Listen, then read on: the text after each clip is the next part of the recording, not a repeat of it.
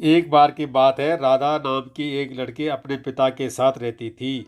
उसकी माँ बचपन में ही गुजर गई थी। अपने घर का काम करती थी, कॉलेज जाती थी। कॉलेज जाते समय वह रोज रास्ते में एक जगह पक्षियों को दाना डालती थी। उसके घर में भी दो पक्षी थे, उनको भी वो रोज दाना डालती थी। एक दिन उसको पक्षियों को दाना डालते हुए जमींदार के बेटे ने देख लिया। उसने अपने पिता से जाकर राधा से शादी करने की इच्छा जताई। जमींदार ने राधा के पिता से बात करके अपने बेटे की शादी राधा से करा दी। राधा अपने साथ घर के पिंजरे के दो पक्षी भी लेकर ससुराल चली गई। वो उन पक्षियों को रोज दाना डालती थी। राधा की सास को यह बिल्कुल भी पसंद नहीं था।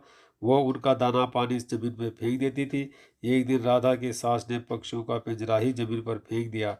उसे यह करते हुए राधा ने देख लिया। राधा ने मना किया तो उसकी सास ने राधा को ही डांट दिया। इन सब बातों से राधा परेशान रहने लगी। एक दिन राधा के पति ने परेशानी का कारण पूछा तो उसने सारी बात बता दी। उसके पति ने राधा को पक्षियों की भलाई के लिए उनको पार्क में छोड़ने की सलाह दी।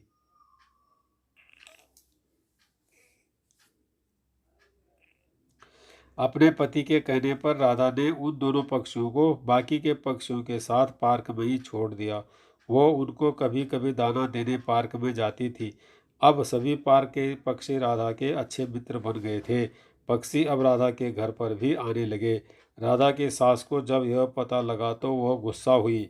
वो राधा को उसके मायके छोड़ने के लिए उसको साथ लेके गई। रास्ते में कुछ चोरों ने राधा की सास के गहने चुराने की कोशिश की।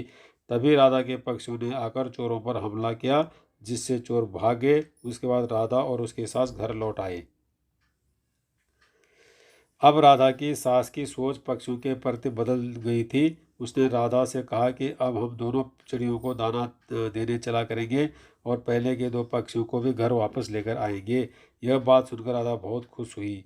सीख: इस कहानी से हमें यह सीख मिलती है कि हमें जानवरों से अच्छा व्यवहार करना चाहिए।